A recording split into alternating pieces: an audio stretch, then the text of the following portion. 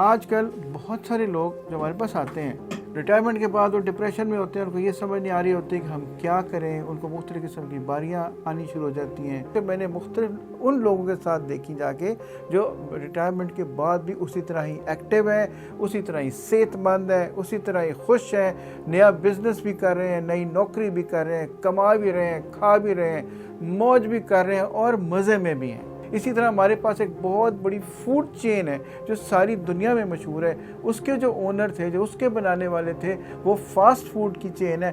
वो भी रिटायरमेंट के बाद यानी 60 साल की उम्र के बाद ही उन्होंने काम शुरू किया।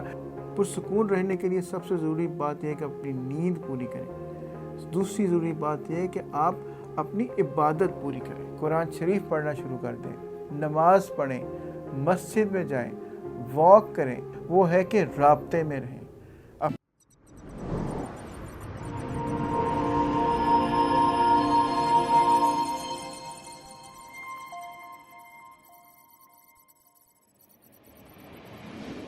अस्सलाम वालेकुम जी, मेरा नाम डॉक्टर शहजाद करीम है। मैं हूं आपका लाइफ हेल्थ कोच। अब हम बात करेंगे, आजकल बहुत सारे लोग जो हमारे पास आते हैं रिटायरमेंट के बाद वो डिप्रेशन में होते हैं, उनको ये समझ नहीं आ रही होती कि हम क्या करें। उनको मुख्तलिफ़ किस्म की बीमारियाँ आनी शुरू हो जाती हैं, चाहे वो बतौर पेन फिजिशियन मेरे पास आए हैं या बतौर लाइफ हेल्थ कोच मेरे पास आए हैं।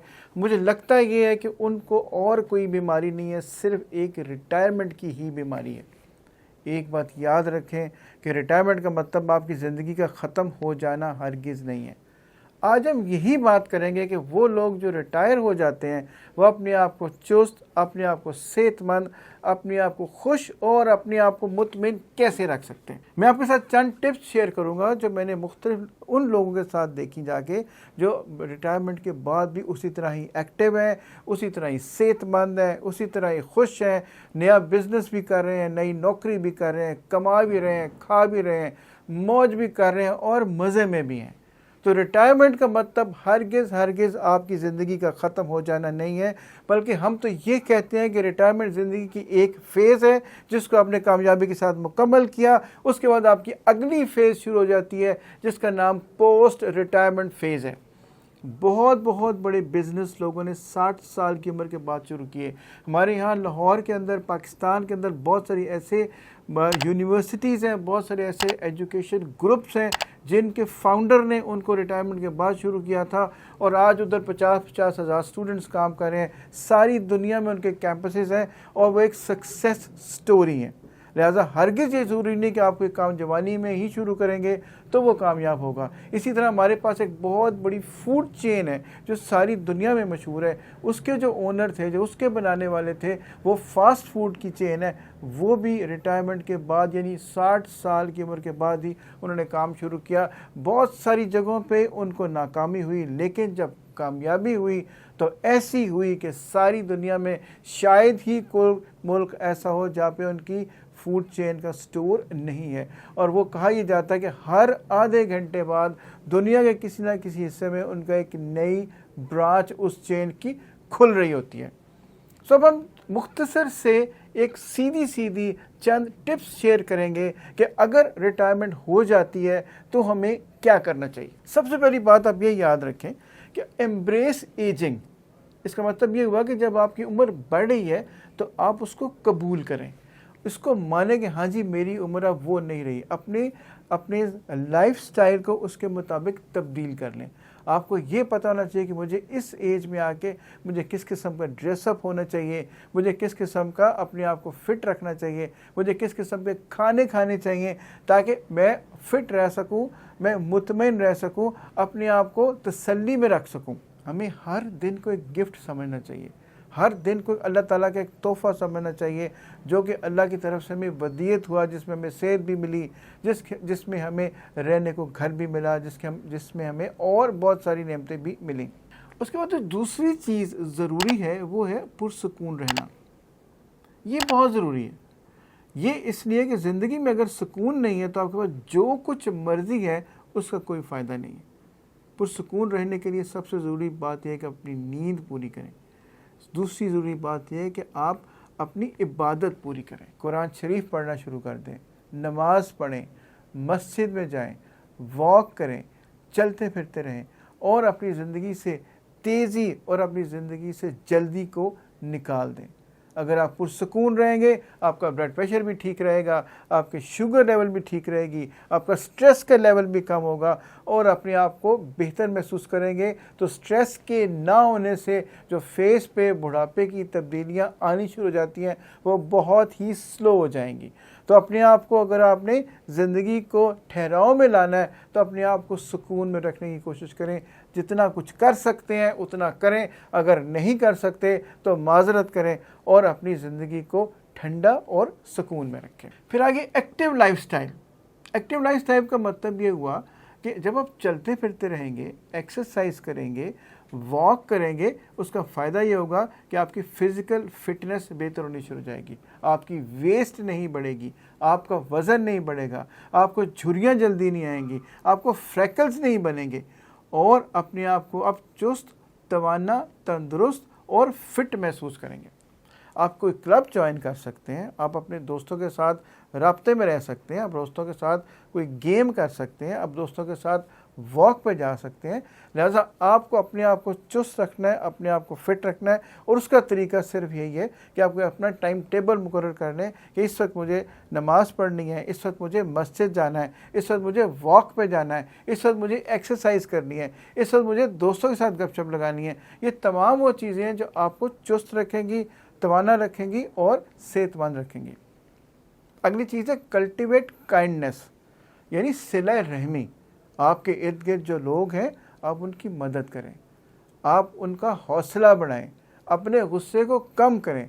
अगर आपके बच्चों से, उनके बच्चों से, पड़ोसियों से, किसी रिलेटिव से, किसी मुलाजिम से कोई गलती हो जाती है तो उसको माफ़ करें और अगर किसी का हौसला बढ़ाना पड़ता है तो 2 कदम आगे जाके उसका हौसला बढ़ाएं।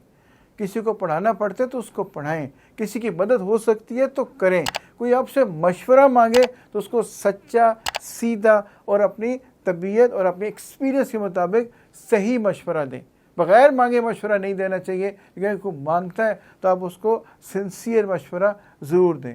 ये भी सिला रहमी का पार्ट है। आपको अल्लाह ने इतना ज़्यादा एक्सपीरियंस दिया, अगर आप उसको फ़ायदा उठाते हुए किसी और का भला कर सकते हैं तो वो करें। आप ये देखें कि आपके दिल में कितनी खुशी होगी, आपको कितना बेहतर महसूस होगा, आपकी नींद कितनी अच्छी हो जाएगी।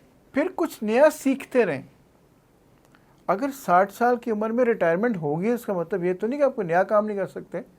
आप कोई नई लैंग्वेज सीख सकते हैं, नई ज़ुबान सीख सकते हैं, कोई नया हुनर, नई स्किल सीख सकते हैं। आप किसी और चीज़ में अपने आप को बेहतर कर सकते हैं। आपकी ज़िंदगी में अगर कोई ख्वाहिश थी कुछ काम करने की, कोई गेम सीखने की, जैसे बहुत सारे लोग रिटायरमेंट के बाद गोल्फ शुरू कर लेते हैं, बहुत सारे लोग रिटायरमेंट के बाद और कोई गेम शुरू कर लेते हैं। अगर आपको अपनी नौकरी और कारोबार और बाकी चीज़ों के दरमियान वो वक्त नहीं मिला तो आप शुरू कर लें। किसी को ज़ुबान सीखने का शौक़ है तो वो ज़ुबान सीखना शुरू कर दें। अगर सफ़र करने का शौक़ है तो सफ़र करें। अगर अल्लाह ने वसाइल दिए तो शहर के अंदर, मुल्क के अंदर या मुल्क से बाहर, जैसे आपके वसाइल हैं आप जाएं, अपनी ज़िंदगी को बेहतर करें, लोगों से मिलें, नए एक्सपीरियंसेस हासिल करें और कोई ना कोई काम नया शुरू कर दें। कुछ नहीं होगा, अल्लाह बरकत डालेगा और आप देखिए अपने आप को कितना फिट महसूस करेंगे। अगली चीज़ है शुक्र अदा करते रहें। अल्लाह ने इस काबिल किया कि आपने अपनी नौकरी पूरी की, अल्लाह ने आपको अपनी नौकरी की पीक पे पहुंचाया, अल्लाह ने आपको ये मौका दिया कि आप अपनी नौकरी को इज़्ज़त से ख़त्म कर सकें। लोगों ने आपको खुशी खुशी रुखसत किया, आपकी औलाद हुई, आपके बच्चे हुए, अल्लाह ने सवारी दी, अल्लाह ने अपना घर दिया, अल्लाह ने अपने दोस्त यार दिए, अल्लाह ने स्पाउस अपनी बीवी या अपना शौहर दिया और सबसे बढ़कर ये कि अल्लाह ताला ने आपको सेहत दी।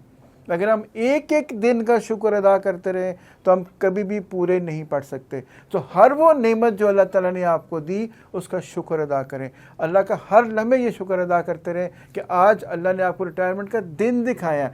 बेशुमार आपके दोस्त कोलीग जैसे होंगे जो इस स्टेज को पहुँचे ही नहीं, अल्लाह ने उससे पहले ही उनको या तो उठा लिया या उनको नौकरी छोड़नी पड़ गई या वो सफ़र को जारी नहीं रख सके। सो जितना रब का शुक्र अदा करें वो कम है।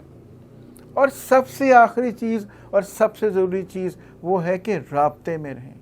अपने दोस्तों के साथ राब्ते में रहें, अपनी फैमिली के साथ राब्ते में रहें, अपने बच्चों के साथ राब्ते में रहें, अपने रिलेटिव्स के साथ राब्ते में रहें, चाहे वो बैरून मुल्क हैं, बैरून शहर हैं, दूसरे घरों में रहते हैं, दूसरे इलाकों में रहते हैं। आप उनकी दावत करें, उनको बुलाएं, उनके साथ खाना खाएं, उनके साथ गपशप लगाएं, कोई ना कोई एक्टिविटी ज़रूर प्लान करें ताकि वो आप उनके साथ राब्ते में रहें।